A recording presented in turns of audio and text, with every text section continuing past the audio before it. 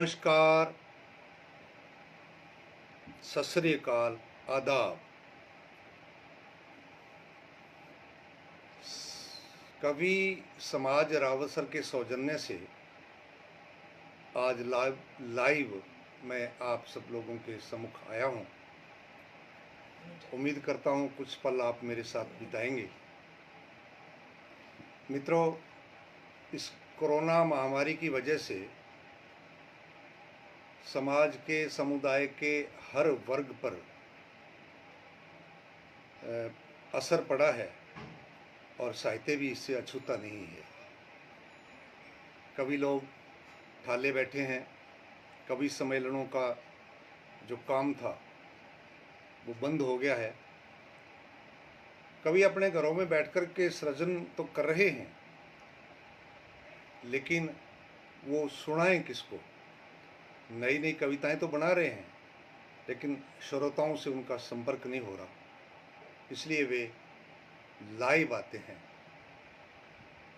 तो रावत सर के कवि समाज ने, ये एक संस्था है कवियों की, ये शुरुआत कर दिया कि हम भी अपना एक फेसबुक पेज बनाएं और उस पर हर रविवार को सायं 6 बजे से किसी न किसी कवि को बुला करके, चाहे वो स्थानीय हो चाहे बाहर का हो, उन सबको हम बुलाएंगे। आप लोग लाइव हो गए हैं, आवाज़ वगैरह आपको सही आ रही है तो हमें बताना। थानेश्वर जी आगे आपका यहाँ कवि समाज की ओर से स्वागत है। कुछ और मित्र भी आते जा रहे हैं। तो मैं निवेदन कर रहा था कि रावत सर के कवियों ने भी अपना एक फेसबुक पेज बनाया है। नाम है कवि समाज रावत सर। उस पर आज मैं लाइव हूँ। मैं धन्यवाद करता हूँ विजय कुमार पटीर का, सुरेंद्र पाल सोनी का और यश सोनी का। इन्होंने मिलकर के ये टेक्निकल जितना भी काम होता है इसको लाइव चलाने में, बढ़ाने में, वो सारे का सारा इन तीनों युवाओं ने किया है। रावत सर में साहित्य की एक लंबी परंपरा है। आज़ादी से पहले से यहाँ लिखने वाले लोग थे। मित्रों, मैं आज कविताएं चाहे कम सुनाऊंगा, इस प्रारंभिक कड़ी में ये जो हम सिलसिला शुरू करने जा रहे हैं, हर रविवार को किसी न किसी कवि को आने का, फेसबुक पर लाइव होने का, इस सिलसिले की इस पहली कड़ी में मैं ये बताना चाहता हूँ रावत सर के कवियों की बात, रावत सर के साहित्य की शुरुआत कैसे हुई, कैसे यहाँ लोग लिखने वाले थे। तो आज़ादी से पहले से ये सिलसिला चलता आ रहा है। रानी लक्ष्मी कुमारी चुंडावत हिंदी और राजस्थानी साहित्य में अपना सानी नहीं रखती हैं। उनका नाम ही काफ़ी है। बहुत सारे लोग उनको पढ़ करके डॉक्टरेट कर गए हैं। उनका साहित्य अनुवाद हुआ है विभिन्न विदेशी भाषाओं में। विभिन्न यूनिवर्सिटियों में उनकी चीज़ें पढ़ाई जाती हैं, उनकी लिखी हुई। वे ज़्यादातर कहानी पर काम करती थी। उन्होंने काव्य भी लिखा है, उन्होंने दोहे लिखे हैं, उन्होंने छंद लिखे हैं, लेकिन ज़्यादा काम उन्होंने कहानियों पर किया है। और कहानियों भी देसी शैली की, काव्य का वो रूप जो बात कहलाता है। पुराने समय में जिस प्रकार से लोग बात कहते थे ग्वाड़ में बैठ करके। नीता जी हमारे इस प्रोग्राम को देख रही हैं, अजीत सिकंदर जी देख रहे हैं, मैं इनका आभारी हूँ। तो रानी लक्ष्मी कुमारी चुंडावत जी ने 40 किताबें लिखी, और ये रावत सर के लिए सौभाग्य की बात है कि वे यहाँ की राजमाता रही हैं। यहाँ से वो 1955 में चली गई थी, लेकिन आज़ादी से पहले उन्होंने बहुत कुछ लिखा और उन्होंने हमेशा बताया कि मैं रावत सर की हूँ। राजघराने की थी, महारानी थी, लेकिन उन्होंने रावत सर को हमेशा अपना समझा। और उनकी 40 किताबें, उनकी कुछ कहानियों पर फिल्में बनी हैं, और उनकी कहानी मंझल रात और हिंदू कुश के आर पार इत्यादि बहुत ज़्यादा प्रसिद्ध रही हैं। उनके बाद अपने आप नाम जुड़ता है मुखराम माकड़ माहिर का। आप हमारे अग्रज रहे, वर्ष 1.5 वर्ष हो गया है, आप हमसे बिछुड़ करके स्वर्ग लोक चले गए, देव गमन कर गए आप, देवलोक गमन। लेकिन आपकी याद के रूप में हमारे पास 32-33 पुस्तकें हैं आपकी लिखी हुई। उन किताबों में आपने बहुत सारा अपना ज्ञान, अपना अनुभव उंडेल दिया है। आपने कहानियाँ कम लिखी हैं, काव्य ज़्यादा लिखा है। रानी साहब ने कहानियों पर काम किया ज़्यादा और काव्य पर उतना नहीं। लेकिन मुखरा माकिट जी ने कहानियाँ ज़्यादा ना लिख करके कविताएं, और कविताओं में भी जो शास्त्र होता है हिंदी काव्य का, उसका भी ध्यान रखते हुए उन्होंने बहुत कुछ बढ़िया लिखा। और उनकी विनय के स्वभाव की जो कविताएं होती हैं वो उन्होंने लिखी हैं।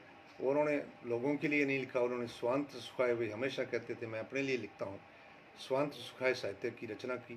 लेकिन 32-33 किताबें लिखी। ये नहीं था उन्होंने लौकिक साहित्य नहीं रचा, उन्होंने लोगों के लिए भी लिखा है।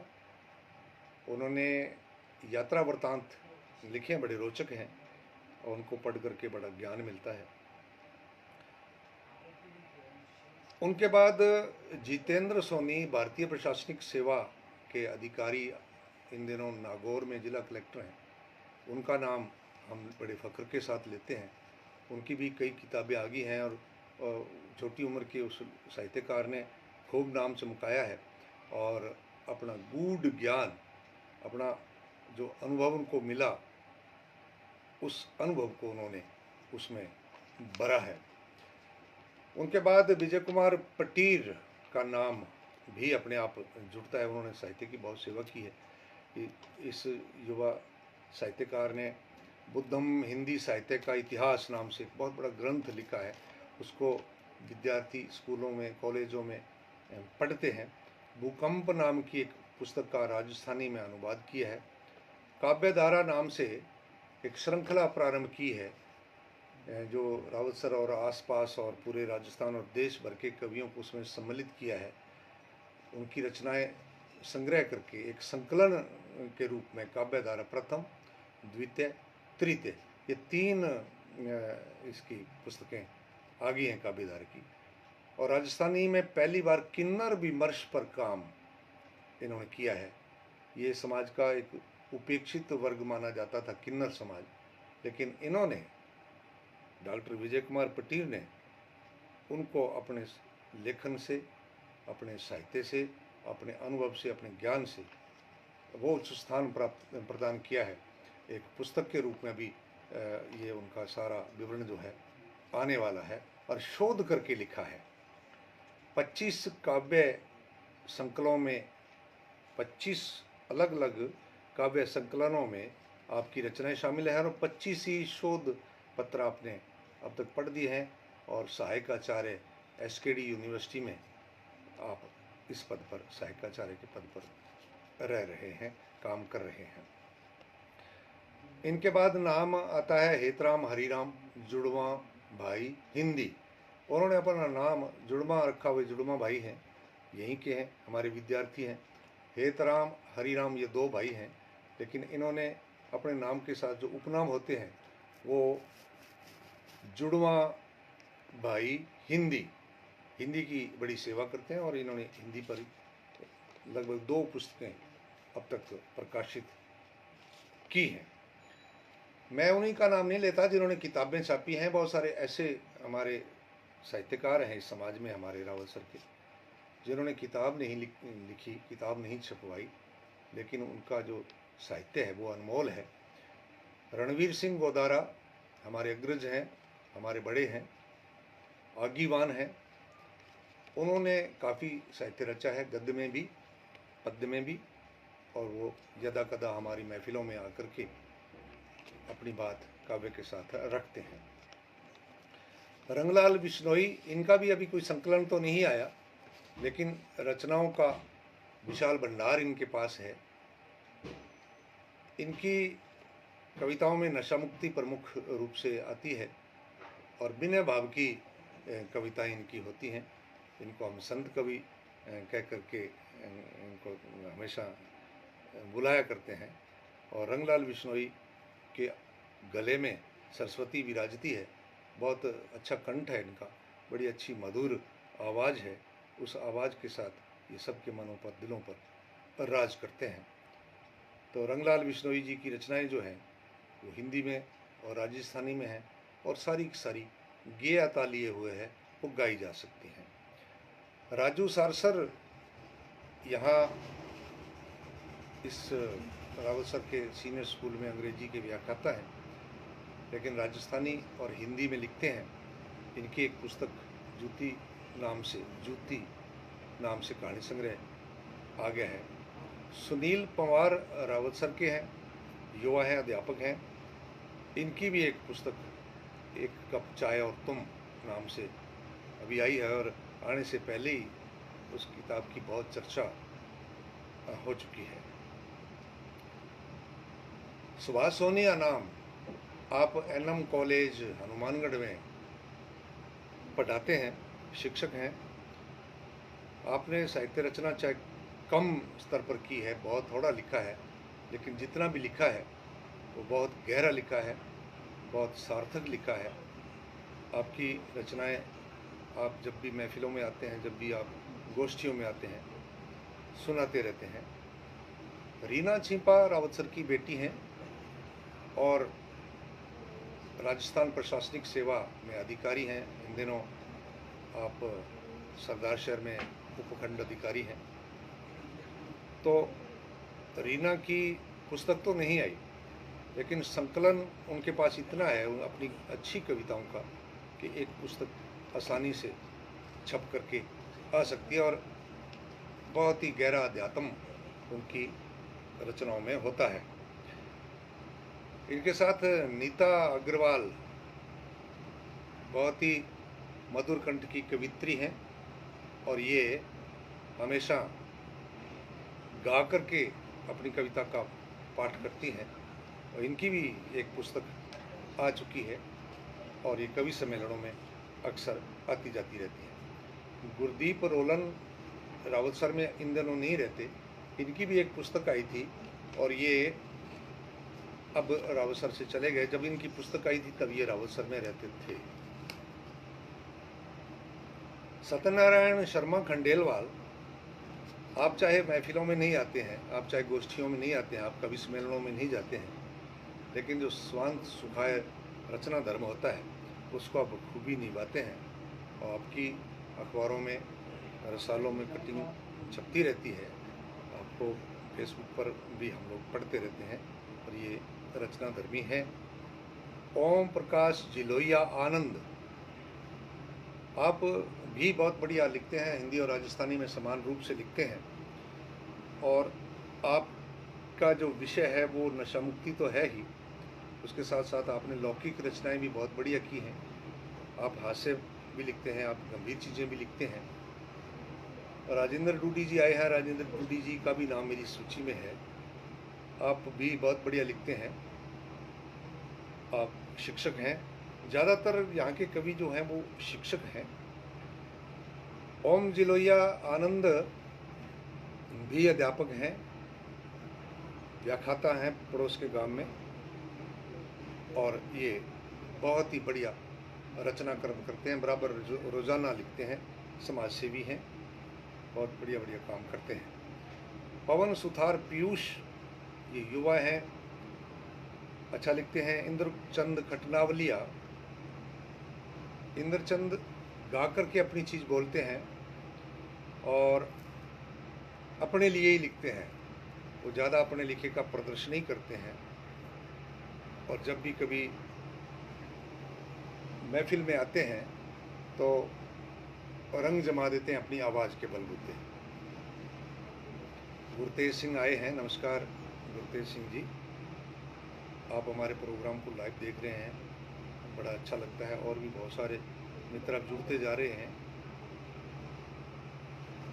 डॉक्टर महावीर सुथार, ये अपनी शैली से पुराने हिसाब से भजन लिखते हैं। सुरेश सोनी बहुत बढ़िया लिखते हैं, आप सुभाष सोनी के भाई हैं। मदन पेंटर हंसी मजाक की चीज़ें लिखते हैं, और शंकर दादा, आप मूल रूप से रावतसर के नहीं हैं, लेकिन इन दिनों आप रावतसर में ही रह रहे हैं और बहुत अच्छा काव्य पाठ आप हिंदी और राजस्थानी में बराबर करते हैं और रोज़ाना करते हैं। सबसे बड़ी ये बात है कि आप इस उम्र में भी रोज़ाना कोई ना कोई कविता लिखते हैं और फिर वो फेसबुक पर लगा करके अपने सभी चाहने वालों को भेजते हैं। दिलीप सिंह शेखावत यहाँ पहले हो गए हैं, अब यहाँ रह नहीं रहे हैं।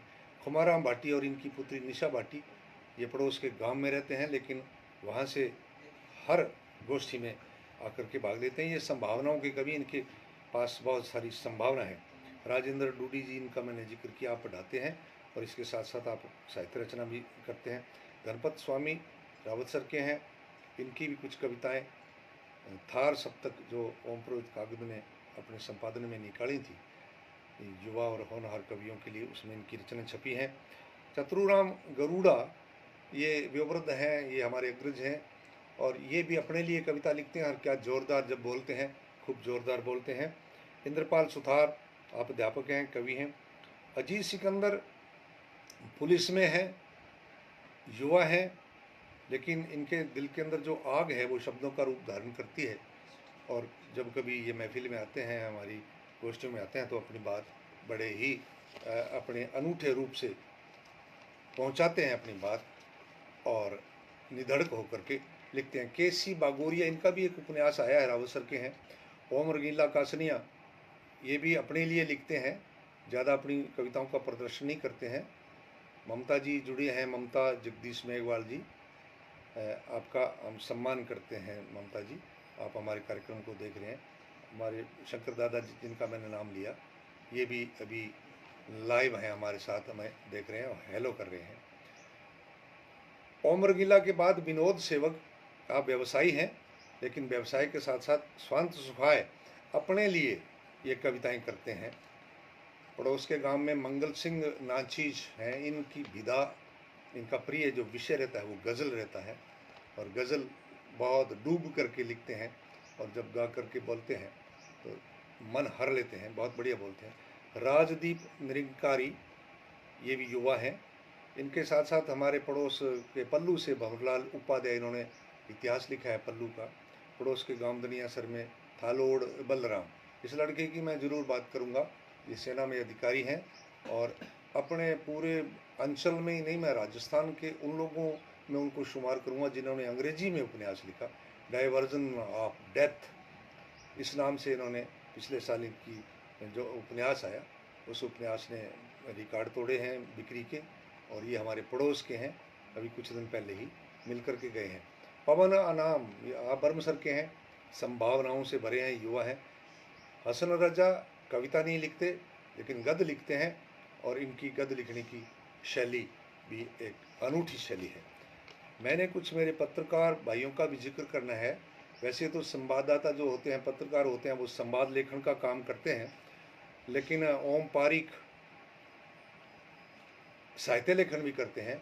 आपके ओम पारिक अखबार में आपकी रचनाएं, चाहे वो कविता हो, चाहे इतिहास संबंधी हो, चाहे इलाके की विकास संबंधी हो, वो काव्यमयी होती हैं। आपने इस एरिया का इतिहास लिखा है। नंदकिशोर गोयल आप पत्रकार हैं, बिल्कुल विशुद्ध पत्रकार, लेकिन आपने विभिन्न मैगजीन्स में जैसे मनोर कहानी आदि हैं उनमें अपराध कथाएं लिखते हैं आप, इसलिए आपका साहित्यकार के रूप में नाम रहेगा। सुरेश गोडेला ये प्रभात केसरी अखबार के संपादक हैं, लेकिन आपकी रचनाएं भी आपके अखबार में छपती रहती है। एक चीज़ का मैं जिक्र और करना चाहता हूँ, भजन गायकी की भी यहाँ परंपरा आज़ादी से पहले से रही है। पुराने जो जिनकी उम्र लगभग 100 साल हो गई है, वो कभी वो गायक अभी भी हमारे रावसर में विराजमान। जगदीश सेवक जी का नाम सबसे पहले लिया जाता है, बड़ी श्रद्धा के साथ लिया जाता है। जब रावसर में बिजली नहीं होती थी उस दौर में भी वो जागरण लगाते थे, तो उनकी पूरी मंडली ऊँटों पर अपना साजबाज का सजिंदे और वो सब लोग जा कर के सरदार शहर तक भी जागरण लगा करके आया करते थे। तो जगदीश जी खुद अपने भजन लिखते थे, इसलिए मैं उनका जिक्र करता हूँ। मास्टर फ़कीर चंद कुछ साल पहले स्वर्गवासी हो गए हैं, वे भी अपने भजन खुद लिखते थे और बहुत अच्छा गाते थे और साथ साथ में संगीत शिक्षक थे वे। सावरमल सैनी बहुत बढ़िया गा रहे हैं, उन्होंने धूम मचा रखी है यूट्यूब पर, उनके भजन वो खुद लिखते हैं, खुद गाते हैं। धन्नासर से भगत सही राम ये भी भजन गायकी में और अपने भजन लेखन में अपने सानी नहीं रखते हैं। इनके सुपुत्र सानी ये भी भजन लिखते हैं और खुद गाते हैं। इन दोनों के बाप बेटों के भजनों की कैसेटें गाँव के मंदिरों पर सुबह 4 बजे ज़रूर बजती हैं और बुलंद आवाज़ में ये गाते हैं। अभी कबीर ने थोड़े दिन पहले मोदी जी की प्रशंसा में गीत गाया, उसको बहुत सारे लाइक मिले हैं यूट्यूब पर। शंकर कामड़, आप संगीत बजाते हैं, बहुत बढ़िया गाते हैं। आपके साथ साथ प्रेम बावरा ये भी लिख लेते हैं। राजू पंजाबी और श्री राम, ये दोनों भाई, शुरुआत इन्होंने भजनों से की थी। आज राजू पंजाबी का नाम हरियाणवी गीतों में बहुत ज़्यादा प्रसिद्ध है और उन्होंने शुरुआत भजन से करी और अपने खुद के भजन लिखते थे, खुद ही गाते थे। ऐसे ही उनके भाई श्री राम ने किया। प्रेमराज, प्रेम का नाम संगीतकार के रूप में आता है और संगीत की रचना वो करते हैं अपने गीत लिख करके। आज का जो प्रोग्राम देख रहे हैं, सुरेंद्रपाल सोनी, इनकी पुस्तक तो अभी नहीं आई है। सुरेंद्रपाल सोनी का जिक्र मैं इसलिए विशेष कर रहा हूँ कि उन्होंने इस लाइव जो हमारा पेज है इसको संचालित करने में बहुत काम किया है। आप लाइफ इंश्योरेंस में, जीवन बीमा में सलाहकार हैं, आप खिलाड़ी भी रहे हैं और बहुत अच्छे मेधावी छात्र हैं। आपके पिताजी हमारे साथ साथी अध्यापक थे। इनके इस पुत्र इस इलेक्ट्रिक मीडिया के अच्छे जानकार हैं। यश, वो भी मेरे अब पास बैठे हैं। ये विजय कुमार पटीर, सुरेंद्रपाल सोनी और यश सोनी, ये तीनों इस कार्यक्रम की जो है ना मॉनिटरिंग कहते हैं जिसको, मॉनिटरिंग, वो इसको मॉनिटरिंग कर रहे हैं। और कविता की इनके अंदर गुण है, वो गुण हम गोष्ठियों में देखते रहते हैं। इन सब विभूतियों के बाद में आप मेरा नाम अगर जोड़ना चाहें तो जोड़ सकते हैं। मेरी भी 15-16 किताबें अब तक आ गई हैं।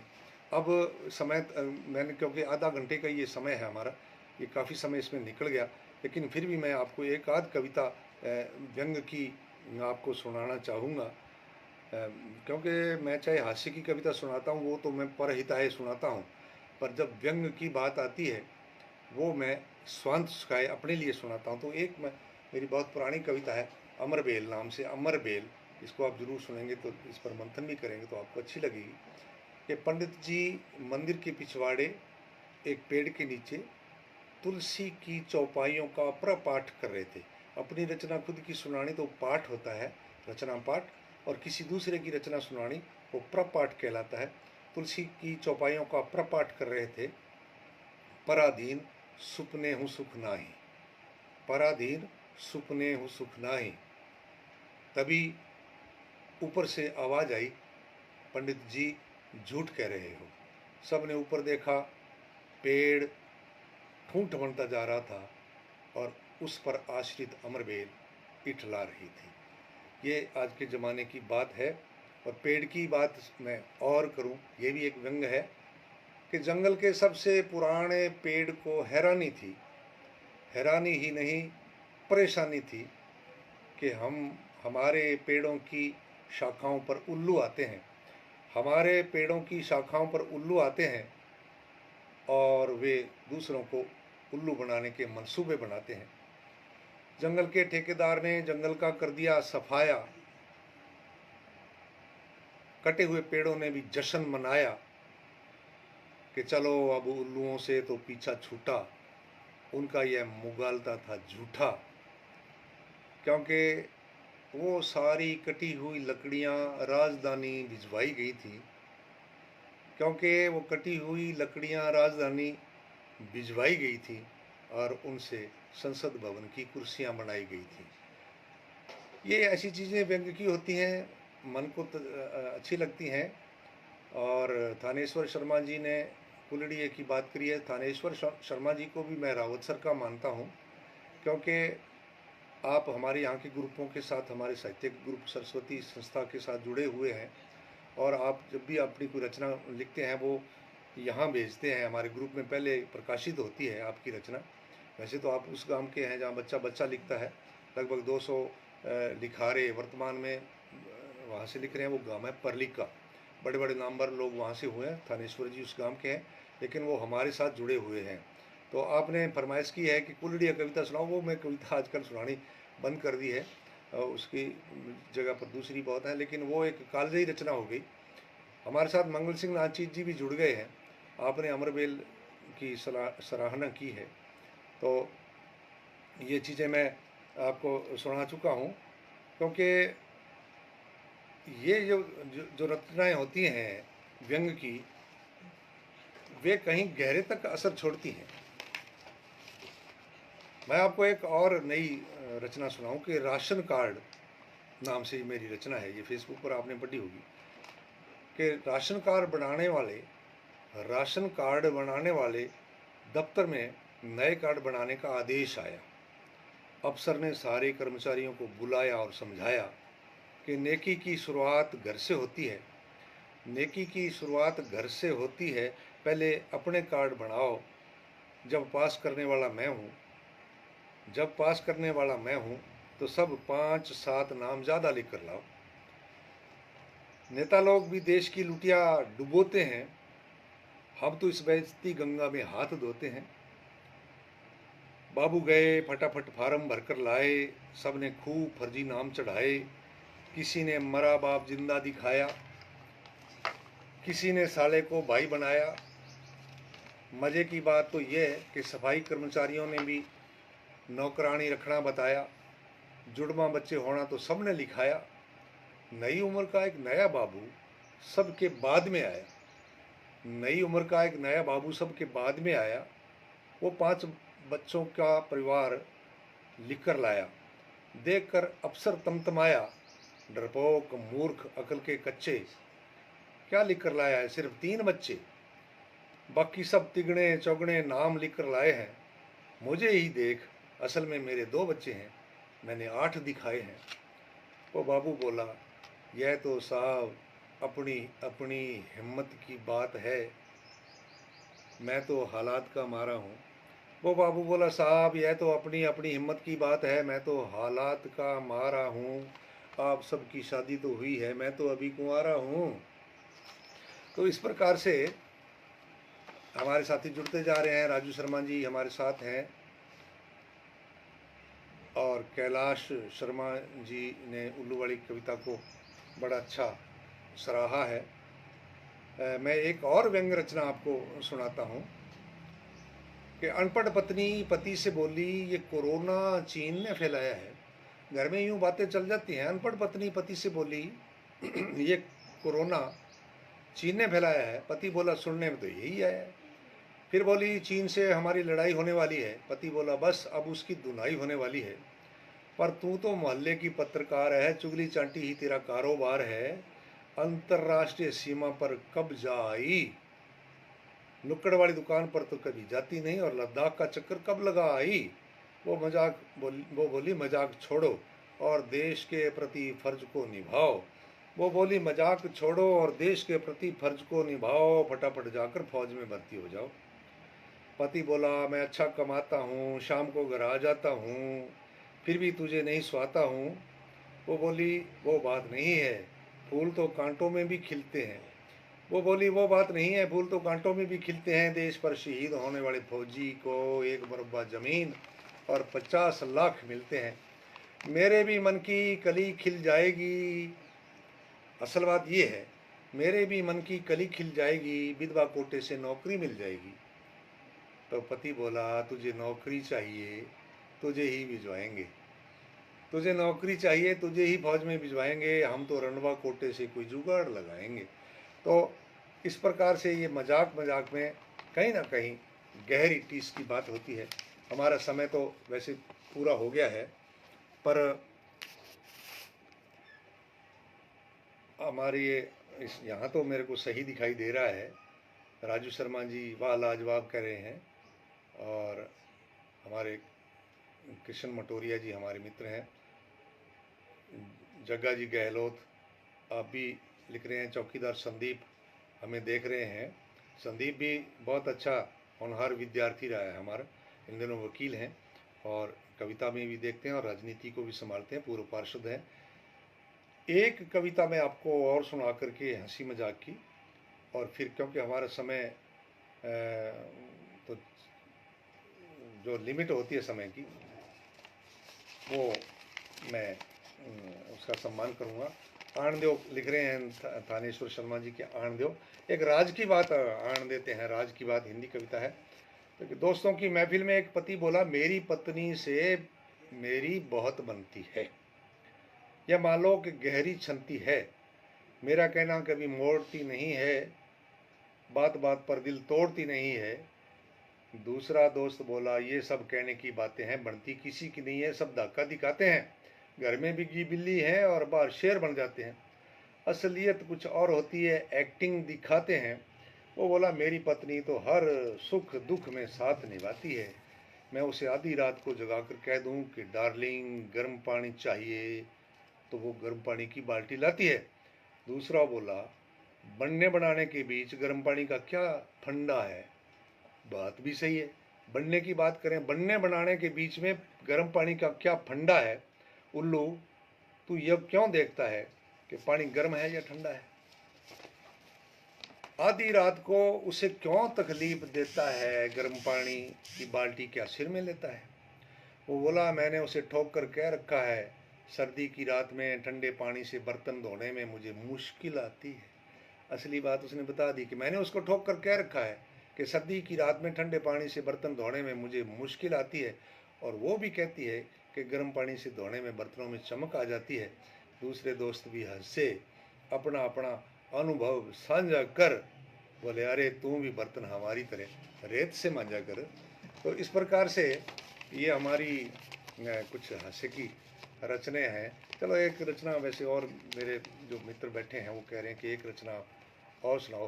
प्रेम जोशी जी जुड़े हैं हमारे साथ और वाह लिखी है, बहुत अच्छी बात। गुरतेज सिंह भी जुड़े हैं, सो नाइस, और इनको कविता पसंद आई कि पत्नी की प्रशंसा। ये देखो अनुभव होता है उम्र का कि टीवी पर एक बाबा प्रवचन कर रहा था, देश भर के पतियों में फूंक भर रहा था।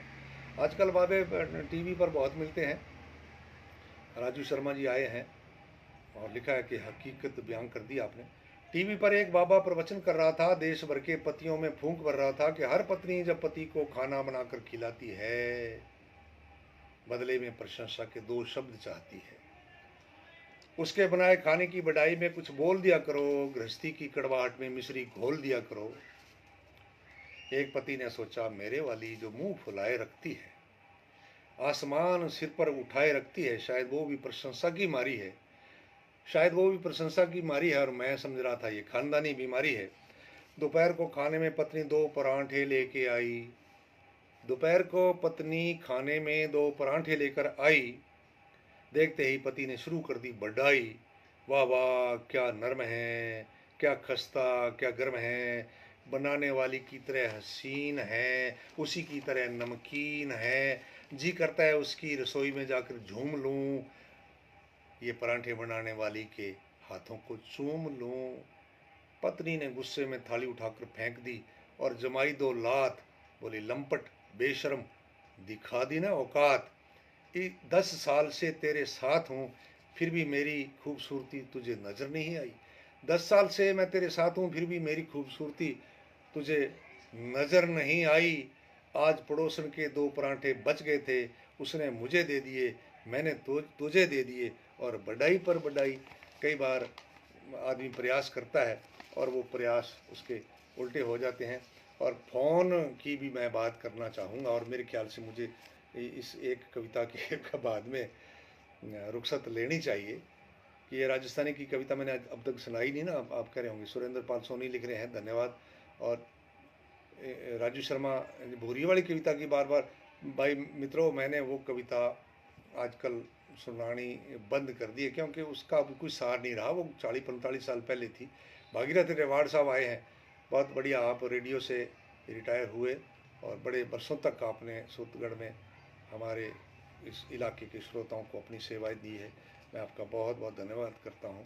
भी आप भी हमारे इस प्रोग्राम के साथ जुड़े हुए हैं। फ़ोन करावे बातड़ी, फ़ोन बतावे टेम। देखो फ़ोन कितने काम करता है। फ़ोन करावे बातड़ी, फ़ोन बतावे टेम, फिल्म दिखावे सांतरी, रखे कोनी बेम, चुगलखोर को बाप है बात ना रखे पेट। चुगलखोर को बाप है बात ना रखे पेट। योगेश भोबिया जी संगरिया से जुड़े हैं, प्रशंसा करते हैं आपका आभार है सब। चुगलखोर को बाप है बात न रखे पेट, बणज करावे जोर गो बन गे मोटो सेठ, सच गो दर्पण सामने। कोई चीज छुपाता नहीं है।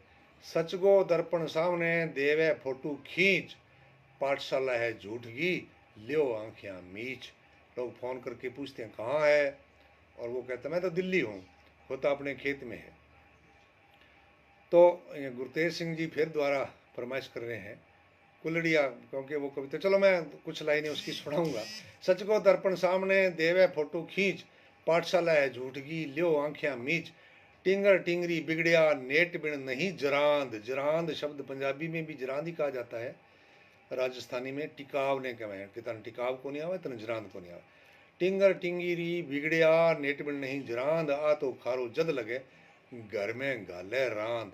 गणकरी सी लड़ाइयाँ, जो पारिवारिक लड़ाइयाँ होती हैं, जो थाने कचहरी तक पहुंचती हैं, उनमें आजकल अधिकांश में फोन की भूमिका होती है। पहले पड़ोसियों की और ऐसे चुगलखोर रिश्तेदारों की भूमिका होती थी, आजकल वो काम फोन करता है। ओ तो खारो जद लगे घर में गाले रांद, घर टूटा ई फोन स्यूं रिश्ता खोली लांग। कुण नी आया फेट में कुएं गलगी बांग। कुण नी आया फेट में कुएं गलगी बांग। तो वो कविता है कि गुरुजी पढ़ांता गांव में रोटड़ी आंती गामों, बिंदन रोटी लुखी पाखी गुरुजी कुलड़ी गुरुजी कोर तोड़ चाखी। ये 40 साल पहले की बात है दोस्तों। अब आजकल अध्यापक ना तो ऐसा काम करते हैं और ना उनको ज़रूरत। पहले दूसरे गांव जाते थे, 10 कोस पैदल चल के जाते थे, और तब की बात है कि गुरुजी पटांता गांव में रोटड़ी आंती गामों, बिन रोटी लुखी पाखी गुरुजी कोर तोड़ चाखी। जगह जगह स्यूं बड़ेउड़ी माँ मेदा बारी किरकिर, रड़ेउड़ी बड़ी बेसुरी टिंगरो थारी मावा, अब इसी को के बाप को सिर खावा। अरे ओ बाहर देखो कुण छोरो आवे, ओ तो गुरुजी 5 वाले भूरियो दही को कुलड़ियो लिया आवे। अरे ओ तो कदी क्यों नहीं लियांतो, अरे ओ तो कदी की को नहीं लियांतो, दादी को नहीं गाले बहाना बनातो। आज वो सूरज आथन कानियो किया उग्यो, इतने में भूरियो क्वार्टर में पूग्यो। गुरुजी कुलड़ियो झालियो घस, अब कल भूरिएगा सामाजिक में 10/10। बड़ो सियाणो छोरो है भूर, हिज की रोटड़ी मां लींदी चूर। 2-4 सबड़का मारया फटाफट, आधी दही जद गुरुजी कर गया चट। तो बूझे अरे भूरिया आज दादी कहीं टूट गई। भूरियो बोले गुरुजी आज दही ने निकड़ी उठ गई। अरे जिनावर तने तो ठा हो, पण गुरुजी ओठड़ो मारे कुण खा हो। गुरुजी के आंसू को छूट गयो, पड़ता ही वो कुलड़ियो फूट गयो। नुकसान होया देख भूरियो रोन लाग गयो, ठीक कर बेड़ा कर गुरुजी की कमीज धोन लाग गयो। रोए और है बड़ी बलजानी राफा जूत सी, अगली लाइन जो की है वो खतरनाक है। रोए और है बड़ी बलजानी राफा जूत सी, रोम तो भूरियो बोले गुरुजी आथन दादी क्या महमूद सी। ये फरमाइश अध्यापक करें तो अच्छा नहीं लगता। ये कविता मैंने आज आप लोगों ने बहुत ज़्यादा इसरार किया, इसलिए मैंने सुना दी। श्री राम जी जज दिया आए हैं, और बहुत अच्छा लगता है आप जैसे दोस्त जब हमारी बात को सुनते हैं। चलो एक आध मैं बात आपसे और करता हूँ, क्योंकि आज मैंने भूमिका में काफ़ी सारा समय दे दिया, इसलिए मित्र इशारा कर रहे हैं कि कोई बात नहीं आप और आने दो। और वो क्योंकि उतना टाइम जो था वो प्रारंभिक ज्ञान देने की बात थी, हमारे यहाँ के लोगों के बारे में बताने की बात थी, इसलिए मैंने बताया। और जो जितने लोग लिख रहे हैं, सुरेंद्र पाल सोनी उनका मेरी तरफ से आभार कर रहे हैं, और गुरतेज सिंह ने थैंक यू लिख दिया है, थैंक्स लिख दिया है। एक ये मजाक रहेगा, आजकल ये सच्ची बातें होती हैं कि सब्जी मंडी में सब्जी खरीदी पति पत्नी ने, और सब्जी बेचने वाला जो बूढ़ा आदमी था वो बोला कि बाबूजी, पति पत्नी गए हैं, नवविवाहित जोड़ा है, वो बोला कि बाबूजी यहाँ लागे थारे घरवाली बीए पास है। सब्जी वाला बूढ़ा बोलिया कि बाबूजी यहाँ लागे थारे घरवाली बीए पास है। अरे बहुत थोड़ा खुश होके बोलियो हाँ वही तो हमारे घर को उजास है, पर इंगे पीर में पड़ी डिग्री थे कठू पड़ गया। अरे वो बीए पास है इन बात की पिछाण किया कर गया। सब्जी वाला बूढ़ो मुल्क्यो और बोलियो हम भी क़यामत की नज़र रखने वाले हैं, क्योंकि सफ़ेद बालों से पता लग जाता है कि धूप में सफ़ेद नहीं हुए। वो बोला कि हम भी क़यामत की नज़र रखने वाले हैं बाबूजी। अण मैडम थैले में नीचे अंगूर और ऊपर कद्दू डाले हैं। इतनी बात से पता लग गया कि कम से कम बीए पास तो है। नेताओं के जब तक बात ना करा, एक डॉक्टर करने मतलब एक आते हैं नेताजी कि डॉक्टर जी बीमार होके नेताजी आया डॉक्टर करने, बीमार होके नेताजी आया डॉक्टर करने कि रोज रात ने बूंदा बूंदा सपना आवे मन ने, सपने में मैं चुनाव लड़ूं पर आखिर ने हारूं। आ सपना आप देखो, उंदरे ने तो बिल खोदने का ही सपना आसी, भूखे आदमी ने रोटी का ही आसी, नेता ने तो चुनाव का ही आसी कि सपने में मैं चुनाव लड़ूं पर आखिर ने हारूं। इसी कोई दवाई दे दो कदे तो बाजी मारूं। डॉक्टर एक दवाई दे दी कि महीने भर तई खाओ। डॉक्टर एक दवाई दे दी कि महीने भर तई खाओ, थोड़ा बहुत फर्क दिखे तो फिर दिखाने आओ। महीने बाद नेताजी आया, बोलिया आधी बीमारी घट गई। राज की बात है कि थारी दवाई स्यूं आधी बीमारी घट गई। चुनाव तो मैं अजय भी हारूं पर जमानत जब्त होनू हट गई। डॉक्टर बोलिया लंबे टाइम तई अगर आई दवाई खाओगा, डॉक्टर बोलिया लंबे टाइम तई आई दवाई खाओगा कि जनता का काम करो तो जीतन भी लाग जाओगा, कि जनता का काम करो तो जीतन भी लाग जाओगा। एक छोटी सी मैं रचना और पेश करूं। वैसे तो ये काम अब आपने चला दिया सिलसिला समय से ऊपर, चलो मसा टाइम मिलता है, मुश्किल से ऐसी घड़ी आती है जब आप लोगों के रूबरू हो जाएं। यशपाल सोनी ने भी लिखा है कि नमस्कार करते हुए धन्यवाद दिया है और आशीर्वाद मांगा है। गुरतेज सिंह आज बड़े सक्रिय हैं मेरे साथ कि हर संडे को आप ही आया करो। ऐसा तो नहीं होगा, किसी ना किसी को हम देंगे मौका, और ये टाइम जो होगा ना वो अलग अलग लोगों को देना होगा। वो हमारे साथी हैं, नई पौध को भी हम लोगों ने, जो हम बुजुर्ग हो गए हम जगह छोड़ेंगे, हमारी जगह पर वो आएंगे। अगर आप के पास गुरतेज सिंह जी समय हो तो आप भी, मुझे पता है कविता में दिलचस्पी रखते हैं। थानेश्वर जी भी आज आपका अपना अपना काम छोड़ करके वो हमारे साथ आज जुड़े हुए हैं। ये आप भी काफ़ी दूर रहते हैं, यहाँ से दूसरे ज़िले में रहते हैं, और वहाँ से आपने ये हमारा प्रोग्राम देखने के लिए स्पेशली समय निकाला है। एक कविता मैं सुनाऊँ आपको। अच्छा, ये जो हास्य कवि होते हैं ना, वो आप पर ही लेते हैं। वो बड़े बड़े कवि हैं जो अपनी पत्नी की बात करते हैं, उसके साथ की संबंधों की बात करते हैं, और वैसे भी पति पत्नी के संबंध हैं, स्कूल हैं, गुरु चेले के संबंध हैं, राजनेता और जनता के संबंध हैं, ये हमारी महंगाई है, ये हमारी पुलिस है। इस प्रकार से ये प्रिय विषय होते हैं हमारे, उस पर लिखते हैं। और फिर वो ज़्यादातर दूसरों की पत्नियों की बात नहीं करते हास्य कवि, वो अपनी पत्नी को उसके अंदर एक पात्र बना करके जोड़ते हैं कि हमारी धर्मपत्नी ने हवाई जहाज में चढ़ने को मिलियो पहली बारी चांस, कि हमारी धर्मपत्नी ने हवाई जहाज में चढ़ने को मिलियो पहली बारी चांस। बण सुन रखियो कि ऊपरों देखिया कीड़िया वर्गा दिखे निचला मानस। बण सुन रखियो कि ऊपरों देखिया कीड़िया वर्गा दिसे निचला मानस। चढ़ते ही बोली देखो है देखो, चढ़ते ही बोली देखो है देखो, कीड़िया वर्गा दिसे बापड़ा निचला लोग लुगाई। चढ़ते ही बोली देखो है देखो, कीड़िया वर्गा दिसे बापड़ा निचला लोग लुगाई। एयर होस्टेस हंस के बोली ए वास्तव में कीड़ियाँ हैं अजय जहाज उड्यो कोनी ताई। ए वास्तव में कीड़ियाँ हैं अजय जहाज उड्यो कोनी ताई। ऐसा मजाक कई बार अपने घर में बन जाता है। देखो मजाक की बात फिर है कि खेमोताऊ सुत्या हाथ तूड़ी वाली साल में, खेमोताऊ सुत्या हाथ तूड़ी वाली साल में, गोगा मेड़ी मेले पुग्या बह तो जंजाल में। गोगा मेड़ी मेले पुग्या बह तो जंजाल में, एक बैल को सौदो करें पशु मेले जा। देखो अब बुजुर्ग आदमी है, ताऊ के चयनित वेतनमान में आ गया है, तो इस उम्र के बुजुर्ग आदमी को डबल बेड वाला कमरा तो मिल ही नहीं सकता। तूड़ी वाली साल मिल गई आई बहुत है, वरना भी तो कहते हैं खेत जाकर उखाड़ी करो, खेत में चालो अठे थारो घरे के काम।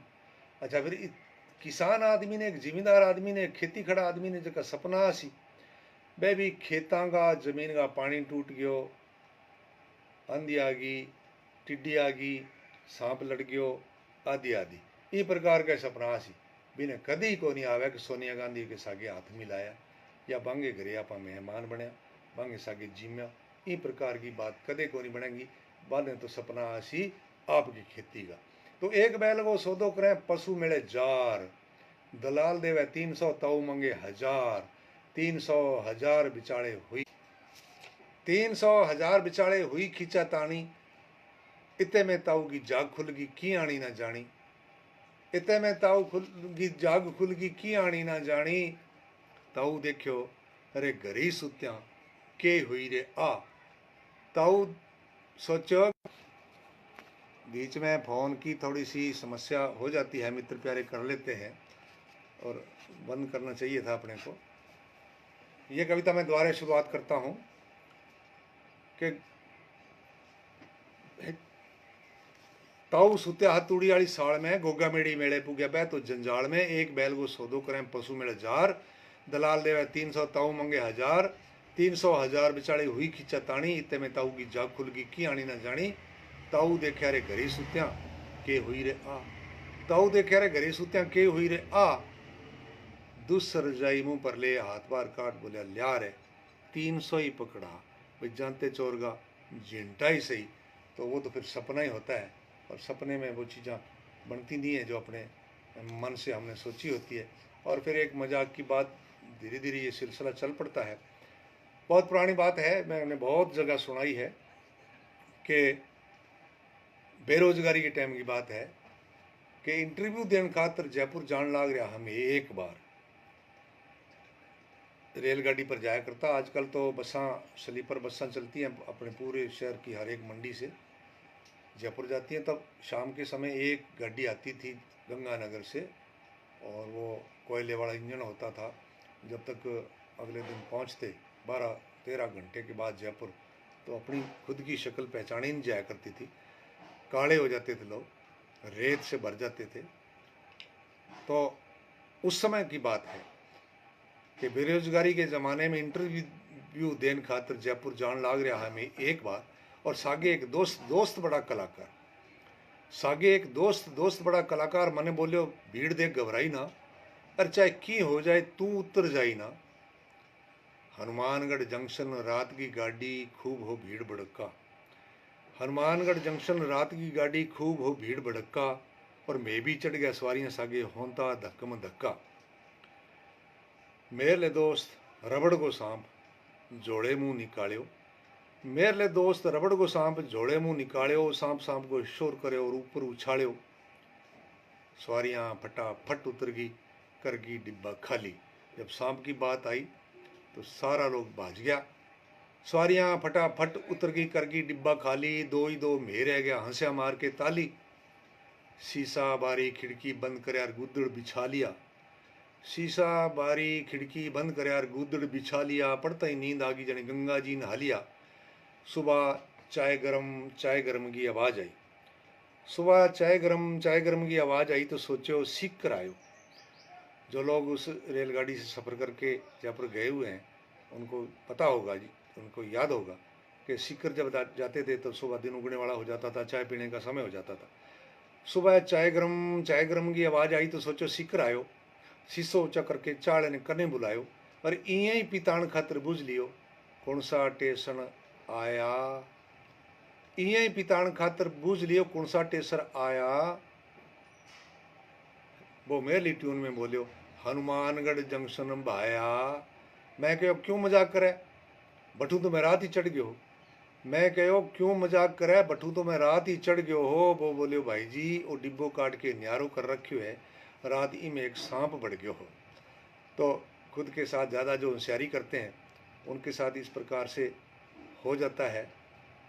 अनुराग जी कहते हैं कि आपने पुरानी यादें ताज़ा करती हैं। फरियाद अली भी देख रहे हैं, और बहुत सारे मित्रों का नाम मैं लेना इसमें से भूल गया हूँ। मैंने उस सूची में जो पहले शुरुआत में मैंने लगाई 15-20 मिनट समय में, उस पर जाया हुआ, मैं जाया नहीं मानता, वो ज़रूरी था कि सबको याद किया जाए, और अगर उस सूची में भी किन्हीं के नाम छूट गए हों, मैं भूल गया हूँ, तो वो मुझे क्षमा करेंगे। और आज मैंने जितनी भी ये कविताएं सुनाई है, इनको आप आत्मसात करेंगे। एक व्यंग्य कविता मेरी सूची में रह गई है, व्यंग्य कविता, क्योंकि ये जो मैं पहले कह गया हूँ, हमारे लिए स्वांत सुखाए होती हैं अपने लिए, परहिताएं हम दूसरों के लिए लिखते हैं। कुछ कविताएं ऐसी होती हैं जो खुद को अच्छी लगती हैं, चाहे दूसरों को अच्छी ना लगे। मुखराम आकर जी ने अपने लिए 32-33 किताबें लिख दी। वो कहते हैं मेरा मन इन किताबों को लिख करके खुश हुआ। अंधविश्वासी नाम से मेरी एक कविता, बहुत पुरानी है, इसको 35-40 साल हो गए। वो कविता भी आप सुनेंगे, शायद आपने पहले नहीं सुनी होगी। आप मुझे अंधविश्वासी कह सकते हैं क्योंकि मैं मूर्ति पूजा करता हूँ। आप मुझे अंधविश्वासी कह सकते हैं क्योंकि मैं मूर्ति पूजा करता हूँ। ये कविता तुकांत है। आप मुझे अंधविश्वासी कह सकते हैं क्योंकि मैं मूर्ति पूजा करता हूँ। जी हाँ, मैं मूर्ति पूजक हूँ, पर मूर्ति पूजा इसलिए नहीं करता कि मूर्ति देवता का प्रारूप है, उसका मॉडल है। मूर्ति पूजा इसलिए नहीं करता कि मूर्ति देवता का प्रारूप है, बल्कि इसलिए कि उसमें और मुझ में एक समानता है। ये थोड़ी सी गंभीर कविता है। मैं मूर्ति पूजा इसलिए करता हूँ कि उसमें और मुझ में एक समानता है। मैंने जमाने की ठोकरों का और उसने तराशे जाने का दर्द सहा है। दर्द हमने बराबर सहा है, इसलिए मूर्ति मेरे साथी है, मैं उसकी पूजा करता हूँ। जो भी दर्द सहता है, हम लोग उसकी पूजा करते हैं। मंगल सिंह नाचीज लिखते हैं, बेहतरीन आगाज़, बिल्कुल आगाज़ हमारा आज अच्छा हुआ है मंगल सिंह नाचीज जी। और सभी भाइयों को मौका मिलेगा, आप भी तैयार रहना, जल्दी आपका भी नंबर आएगा। रविकांत भी लिख रहे हैं, बढ़ाई कर रहे हैं कार्यक्रम की। विनोद पूनिया जी का नाम हमारे सामने है, बहुत उन्होंने बधाई दी है, बहुत बढ़िया कहा है इस कार्यक्रम को। बहुत सारे लोग केवल पसंद का जो बटन होता है उसको उन्होंने दबाया है, काफ़ी हैं। बहुत सारे लोगों ने अपनी अपनी कमेंट हमारे लिए की है, तो मैं इन सब का आभार व्यक्त करता हूं जिन्होंने आज इतना समय हम लोगों के लिए दिया। और अब मेरे पास कविताएं तो अभी भी हैं, और 5 मिनट का समय भी है, एकदम दुगना हो गया। हम पहले दिन से ही ट्रैक से उतर गए, आधे घंटे का समय हम रखते हैं इस काम के लिए, पर कोई बात नहीं। आज पहला दिन है, गलती वलती है जो हमें थोड़ा बहुत पता लग जाता है कि भी इस चीज़ में हमें ये करना चाहिए था और इसमें हमें ये नहीं करना चाहिए था। मैं किसी महकमे की, किसी व्यक्ति विशेष की ना काट करता हूँ, ना बढ़ाई करता हूँ, बस कहीं ना कहीं व्यंग्य आ जाता है बीच में, तो उस व्यंग्य की वजह से ठीक है, लोगों तक उसका असर पहुंचता है। बाबूलाल जी कड़वासरा अति सुंदरम लिखते हैं, और मंगल सिंह नाची जी ने अंधविश्वास पर इसको बेहतरीन कटाक्ष बताया। ऐसा अंधविश्वास तो हर एक आदमी में होना चाहिए, जो पत्थर को भी पूजे। ये अंधविश्वास नहीं, उसके साथ जो भावना जुड़ी हुई है वो है। मैं आँख मीच के उस पत्थर की मूर्ति की पूजा नहीं करता, मैं करता हूँ तो इसलिए कि उसने जब तराशी गई है, उसको भी पत्थर से बना करके, घड़ करके, काट छाट करके, हथौड़े छेनी के साथ उसको जो देवता का आकार दिया है, वो चीज़ मायने रखती है। बनवारी सारण जी भी इसको शानदार बता रहे हैं। बाबूलाल जी कड़वासरा जी ने बहुत बढ़िया इसकी सराहना की है। एक पुरानी कविता मैं आपको और राजस्थानी की सुना के जाऊं कि छोरे खातर छोरी देखण गया, छोरी फार जंट। ये आजकल ट्रेंड चल गया है। पुराने ज़माने में तो ऐसा होता ही नहीं था, नाई और ब्राह्मण जी जाते और रिश्ता करके आ जाते थे, जैसे भी जिस भी आदमी के साथ कर दिया लड़की को कबूल होता था। लेकिन आजकल भेड़ बकरियाँ चराने वाला भी कहता है मैं लड़की को देखूंगा, और लड़की के घरवाले चाहे उनकी भी ये फरमाइश रहती है लागेड़ा होना चाहिए, नौकरी में होना चाहिए। छोरी चाहे बिल्कुल अनपढ़ है, पर वो ये चाहते हैं नौकरी लागेड़ा होना चाहिए। और खासतौर से अगर मास्टर ला जाए तो फिर पूछना ही के। तो छोरे खातर छोरी देखण गया, छोरी फारजंट। फारजंट होशियार है, और छोरा बेचारो सीधो साधो मांग के पैरी पेंट। सीधो साधो खेती कर छोरा, मांग के पैरी पेंट। आज वो सासरे गया है छोरी देखने, तो इसलिए उसने अपना वो धोती पजामा छोड़ दिया। और आ समोसा खाने में मेरा साथ तो निभाओ। छोरा उधर अपने दोस्तों के पास खड़ा है, छोरी इधर, और वहां से छोरी चल करके छोरे के पास गई और एकदम उस पर बात का हमला कर दिया, एकदम उससे प्रश्न कर दिया। छोरी बोली, बन्ना जी कोई बात तो बताओ, और आ समोसा खाने में मेरा साथ तो निभाओ। छोरो बुंदलाइज गयो, घबरा गया। छोरो बुंदलाइज गयो और कड्डी ढोल दिखाई। बोलियो, हैं बहन जी थे कितना हो बहन भाई।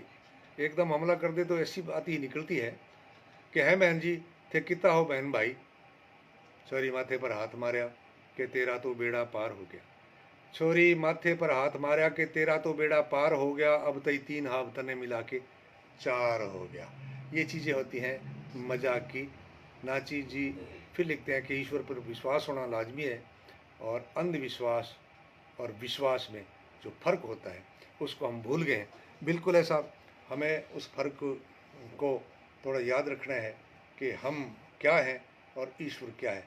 वो एक ऐसी सत्ता है, वो एक ऐसी शक्ति है जो अदृश्य है, जिसको ग्रंथ साहब में निरंकार कहा गया है। जिसके लिए उस शक्ति में हमारी आस्था होगी। जब भी हम पर दुख पड़ता है, बड़े बड़े नास्तिक मैंने देखे हैं, जब उन पर कोई संकट आता है ना, उस समय हे राम हे भगवान उनके मुंह से निकलता है, अपने आराध्य का नाम निकलता है। रविकांत बहुत बहुत सुंदर प्रस्तुति लिखते हैं, और आज जितने भी मित्रों ने लिखा है किसी ने कमी नहीं निकाली। ये मैं मेरे लिए अच्छी बात लिखता हूँ। मैं चाहता हूँ कमियाँ भी बतानी चाहिए, ताकि आदमी को आगे उनको सुधारने का मौका मिले, वो टाइम मिले। अभी 1 मिनट शायद बाकी है। मैं पहली बार, मेरी ये पुरानी कविता लेकिन पहली बार सुनाऊँ कि दूजी तीजी बार छोरी ने ले जावन आयो जवाई। दूजी तीजी बार, ये गाँवों की बात है और बड़ी अच्छी लगती है। घीसा गलता है जब ऐसी बातें होती है गाँवों में, कि दूजी तीजी बार छोरी ने ले जावन आयो जवाई, और छोरी भी न देखते ही रोई कूकी मचा दी दुहाई। ना खावे ना पीवे, बस रोवे ही रोवे। जद माँ बाप छूटे भाई इं ही होवे। दूसर फेर रोई जद बस में चढ़ाई, दूसर फेर रोई जद बस में चढ़ाई, और बिने रोती देख के छोरे की भी आंखें भराई। बिने रोती देख के छोरे की भी आंखें, जवाई की भी आंखें भराई। बोलियो, तू जानो नहीं चाहे तो तने छोड़ जाऊं, तू जानो नहीं चाहे तो तने छोड़ जाऊं, महीने बाद 2 महीने बाद फिर ले जावण आऊं। बोली वो बात कोनी, वो बोली वो बात कोनी, मन थे ही रुणाया हो, मन थे ही रुणाया हो। वायदो तो करो हो कि 5 दिन बाद ले जान आऊँगा, और 15 दिन बाद आया हो। ये खातर इं रोवें। तो वो जी जो बात है, अब हमारा समय आज का तो संपन्न हुआ। बहुत अच्छी रही महफिल। मैं एक बार पुनः सुरेंद्र पाल सोनी जी का और डॉक्टर विजय कुमार पटीर जी का और यश सोनी जी का, इनका मैं सबका धन्यवाद करता हूँ, क्योंकि इन्होंने अपना सहयोग दिया है अपने ज्ञान की मार्फत। वरना मैं तो घरे यूँ बैठा रहता और चुपचाप बस अपनी मैं फेसबुक पर कुछ लिख लेता हूँ, पर लाइव होने का जो तरीका होता है वो उससे मैं अनपढ़ था, और इन्होंने आज ये व्यवस्था मुझे बना करके दी है। मैं आप लोगों के रूबरू हुआ, 1 घंटा हो गया और पता ही नहीं लगा कब वो 1 घंटा बीत गया। आप लोगों के कमेंट पढ़ पढ़ करके, नीता जी ने भी धन्यवाद लिखा है, बाबूलाल कड़वासला जी पुनः कहते हैं कि मज़ा आ गया है। तो ये बस यही बात चाहते हैं। आप लोग जब कहते हैं कि हमें अच्छा लगा, तो समझो कभी को उसका पारिश्रमिक मिल गया। तालियां चाहे आज नहीं सुनती, क्योंकि तालियों की गड़गड़ाहट जो होती है कवि सम्मेलन में, लाइव जब प्रोग्राम करते हैं कवि सम्मेलन में बैठ करके, लाखों की हज़ारों की संख्या में मंच पर कवि होते हैं, तो सबका चेहरा दिखता है सामने बैठे लोगों का। तो उसमें तो कवि को अपना आनंद आता है, हाथों हाथ समझ लो कि उसका मेहनताना मिल जाता है। तो पटीर जी का धन्यवाद भी थानेश्वर जी ने किया है, और कवि समाज रावसर का भी धन्यवाद किया है। तो आज आप सब लोगों ने जो प्रशंसा सूचक कमेंट किए हैं, उसके लिए मैं आपका मशकूर हूँ, मैं आपका आभारी हूँ, कृतज्ञ हूँ। आपने मुझ पर उपकार किया, एक प्रकार से हौसला मिलता है कवियों को इस प्रकार की बढ़ाई से, और वो आपने आज की है। आज इतना समय लिया, इसके लिए आप सबका मैं आभार व्यक्त करते हुए, आप तैयार रहना। अगले संडे को शाम के 6 बजे किसी और कवि को हम यहाँ से बुलाएंगे, इसी प्रकार लाइव होंगे और आपने ज़रूर सुनना है। बहुत बहुत धन्यवाद। कोई गलती रह गई हो, कोई कमी रह गई हो तो क्षमा चाहता हूँ।